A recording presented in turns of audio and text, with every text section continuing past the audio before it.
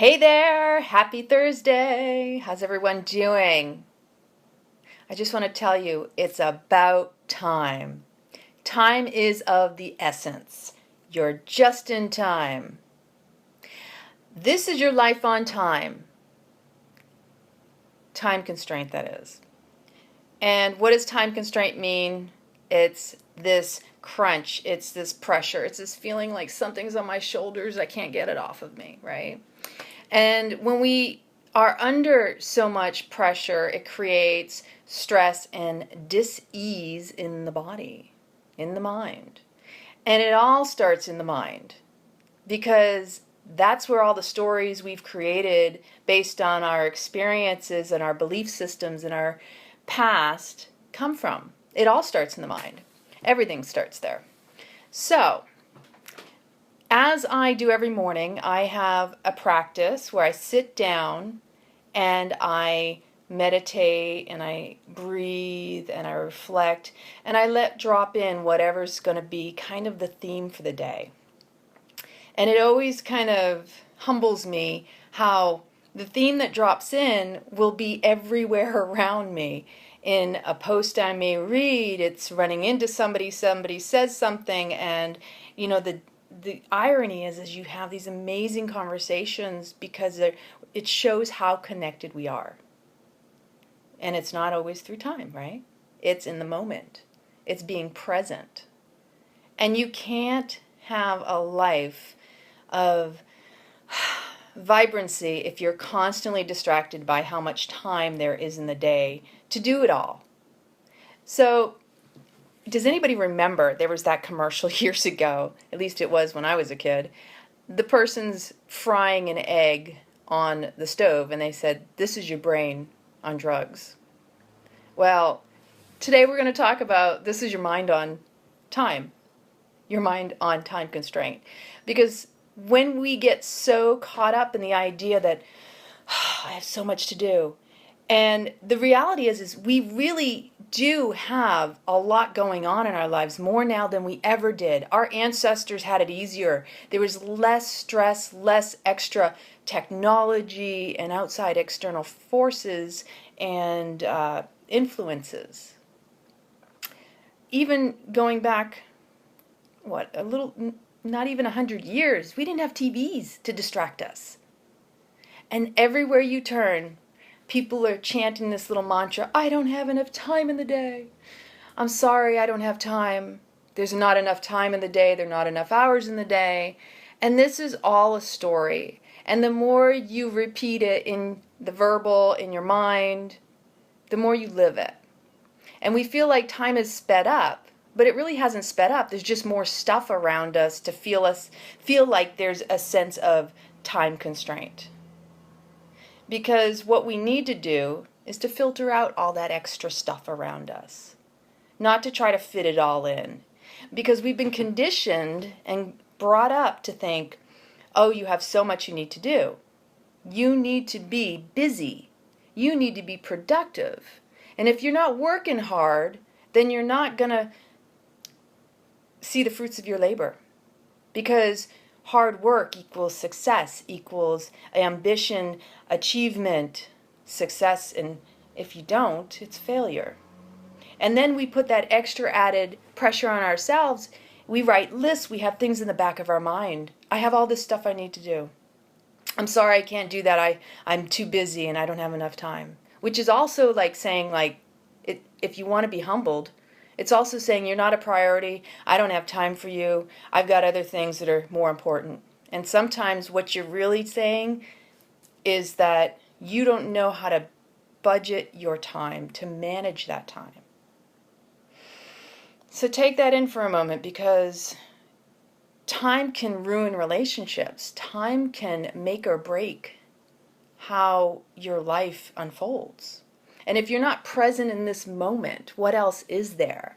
If you're always ahead of the game, your mind is focused on the future, or you're so stuck in the past, you're not going to get anywhere because you're not present.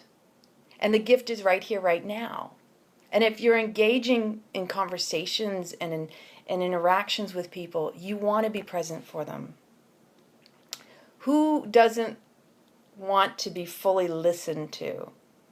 You know, we're a day and age of technology, and we have cell phones, and we're constantly doing this. When you're having a conversation, can you humbly say that you are fully engaged and your eyes never take it off the person? And then I want you to ask yourself, do you sit with them fully present with the intention to hear exactly what it is they're trying to say, to receive the communication versus the anxiety and the imperative nature that sometimes we may have, that if I don't get my word in edgewise, like I need to speak up now, this urgency inside of us, instead of waiting and listening first. Because I'm sure I'm not the only one who couldn't wait for someone to finish, thinking I knew what they were talking about, thinking what I had to say was relevant, only to be humbled to find out that didn't come across right, and boy, I definitely wasn't listening. So again, it's really about being present. It's about being timeless, right? Taking a moment and recognizing what is important in your life, sitting in deep reflection and going, is everything I'm doing in this life serving me to uplift others? And vice versa. Am I uplifting others? Or am I just going through motions and habits and routines, things that I was conditioned I needed to do? Because we can go through life habitually and wake up one day, and I've seen it and done it myself, where you wake up and go, you know, I'm just not happy at all. I don't understand what's going on in this world. And it's like, whoa, okay. I have to take stock of where I've been and what I've done and whether or not it was serving me to grow. Because if we're not always growing, we need challenge in our life. We need challenge to grow, to evolve. We are in constant change. Whether we go through the same routine or not, our body is even turning over at this amazing rate. But you can't put time on it because it's always going to be in response to the mind.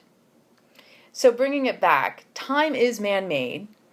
It's not like somebody just put a clock up there when, you know, the earth was created or whatever, because I don't think that even happened all on its own. I think these just spontaneous eruptions and evolutions that go on in the life that we don't know half of it. I love the movie Men in Black at the very end where you see these two aliens playing marbles with the different planets. I mean, really, how minuscule are we to the bigger, grander picture? The time is totally irrelevant.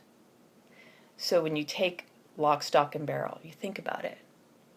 What is time doing for me?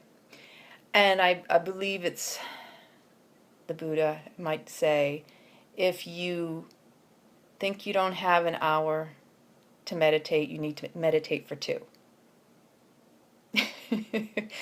So what does time invoke in us? It invokes impatience. Because we are living in a society, a culture of instant gratification. I want it, and I want it now, and I don't have time to wait for it because there's other things I want to be doing. And then when you get it, do you feel satisfied? Do you feel like you got what you needed? No, because you're always so far ahead of yourself. You're never really present in the moment. So there's these little things that kind of come up and bubble up within us, and we have to sit with them and go, oh my gosh, what is that all about? Where did that come from? Is that my story and my reality, or did I adopt something through the family legacy, through the legacy of everything my parents have been saying over the years? You could probably sit down and write down all of these things. You know, time is of the essence. Things we repeat. We're basically parroting through life all of what people and ancestors and generations have done before us. And so the idea that we think we know what the heck we're doing, we never take a moment to reflect upon it. We're just keep going, keep going, keep going, you know, working with the machine. And we didn't come to live this life to be on the constant go and busy, busy, busy. I mean, because truly, when you get down to it, if you look back over the course of your life, all those stages that you went through, from when you were a child, through going through your schooling and whatever it is that happened along the way. Maybe you've lived several lives in one lifetime. I know I have. And you go, wow, when I was a child, I seemed to have it all together, even though it doesn't seem like I would have been able to function in the world today, but I had it easier. As a child, we tend to be more in touch with what really is. And as adults, we become more in touch with what's going on everywhere but what's going on in here. So I read this book by David R. Hawkins years ago called Power versus Force. And this is one of the most amazing books. If you want to shift your vibration as well, this is really powerful stuff. And just a simple thing of recognizing that patience starts with self. In fact, everything starts with self. Because if you don't have patience with yourself, for yourself, you can't extend that to everybody else around you. And when you see somebody else who is impatient, it humbles you and gives you compassion to go, oh my gosh, can you imagine how they talk to themselves and treat themselves when nobody else is looking? So if they're exhibiting this type of behavior, it's that much better, that much worse, depends, on the inside. So I highly recommend that book, because when I read this book, it also taught me that we as individuals, we have the power. We have innate power, but we tend to give it away to everything external of us, time included. We think time governs our lives, when in reality, time is just made up. And the only reason we feel like it's sped up is because we're under so much more pressure from what's going on in our lives. And it's funny you said that, Christine, because I say the same thing. Do things smarter, don't do them harder. Because when you step back, you breathe, as I did in the last video, you really take stock of what's going on within you. And believe it or not, you can be more productive doing less. When you can recognize and prioritize your life enough to understand that life is not happening to you as much as it is responding to you. So if you're calm, your life will be calm, even amongst the chaos. So I think about how some people want to be enlightened and they want to move to temples and live in ashrams or what have you. But you want to know the true guru? The true guru will sit amongst all this craziness that's going on in the world and just go, life is really good for me. Because you need to be able to maintain the calm even in the chaos, no matter what is going on around you. So yes, words of wisdom, we value them, don't we, right? So one thing I wanted to share with you also, how many out there have heard of FOMO? Fear of missing out. It's another thing that has been instilled and invoked by the whole idea of time, because we tend to allow time to dictate how we relate to others. It can make or break a relationship. How often have you heard someone tell you that they care about you, but they don't show up, nor are they present for you? They don't have time for you. That's why they say action speaks louder than words. Because if you're not able to be fully present, physically and mentally, not just physically, because it's easy to just be there, but really present, it makes a difference. And it can make a person feel appreciated and loved. And, the idea that we all want to feel love in our lives. We want to feel appreciated. We want to feel connection, right? One of the 6 human needs. Love, connection. in order to constitute addictions, we only need 3, but doesn't mean it's an unhealthy addiction. So keeping all of this in mind, when the next time you're invited to do something and it's common for you to turn around and say no, ask yourself, is it because it's not going to serve you? Is it a priority? And try to be honest with yourself and maybe extend that honesty to others.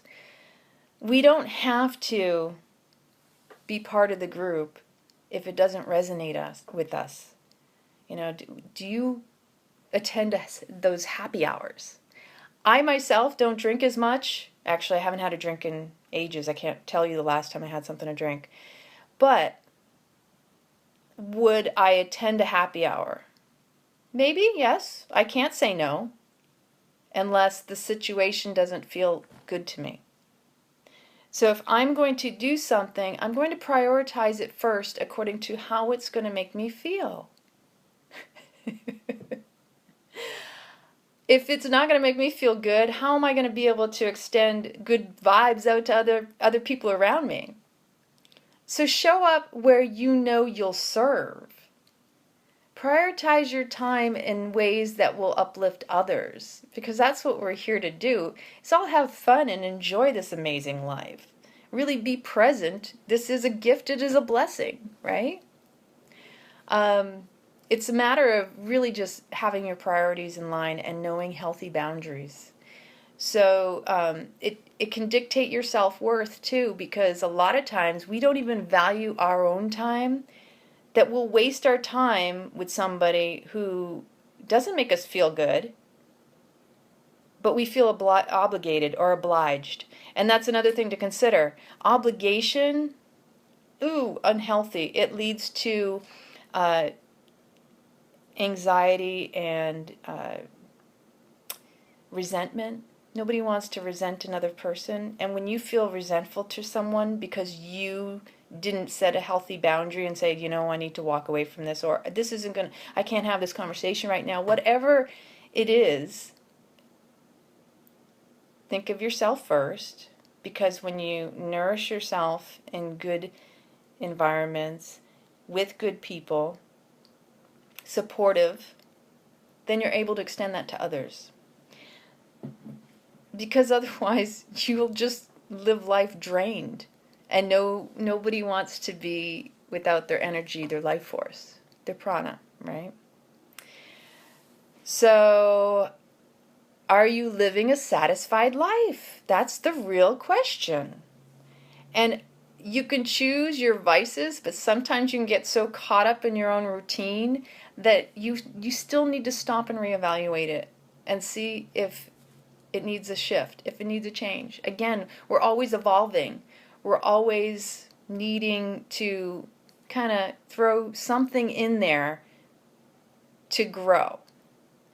So, anybody else got some time? Another thing is are you the type of person who's habitually late? So I can relate to this, because there were times where I would find myself late because I really didn't even want to be where I was going. That could be one reason you show up late. And another reason you may show up late is, again, going back to, there's so much going on and I have so much I need to do, and you try to fit too much to do, and you're like, okay, I know if I leave the house, I've got 7 minutes to arrive to my destination. I'm really good at that, by the way. But you want to do one more thing, and you're right down to the wire. So don't create that constant fight or flight mode. When you are adrenalized like that, you think you're being productive, but you're actually wear and tear on your physical body. And again, it's starting in the mind, because you're like, but I can fit one more thing in. I can get one more thing in before I get out the door. Come on, come on, come on. Yeah, I've done that myself, and it's crazy, and we create it. So that's the bottom line. We have created our own self-suffering, our own pain, and it's all around time. So you really might want to just kind of go, Let me make time for a meditation in the morning. Let me breathe and be grateful for this breath, this prana, this life force, this experience. Because the more time you make for yourself, the more you're going to find yourself getting things done. And some of the stuff that you think is so important that, oh, I don't have time for anything else, you're going to turn around and go, I don't need to do that. It isn't going to make a difference. So I want to say thank you again, Tom, for letting me drop in and do a live takeover. I really enjoy this. This is too much fun. And I hope that you are all doing well and on time. I'm going to throw this out because this was kind of a spontaneous last minute to do. If you're able to get through this whole video, the special little treat is that if you sign on to my my Sassy Vibes Retreats.com's website, and you're interested in joining me the first week of July for the retreat in Italy, I will give you a special $250 off whatever room you select. And this will be through Saturday afternoon. So let me know if you want to join me, because if you liked my breath work or you like today's video on time, make the time for you, because ultimately nobody else is going to take care of you but you. And it's all about self-love and self-care. And stop saying you don't have the time. And I'm telling you, if you don't have the resources, it's amazing what you can manifest. Where attention goes, energy flows. You got this. So rock it out. Have an amazing Thursday. And sending you oodles of love and light and many blessings. Have a great day. And connect with me. Bye.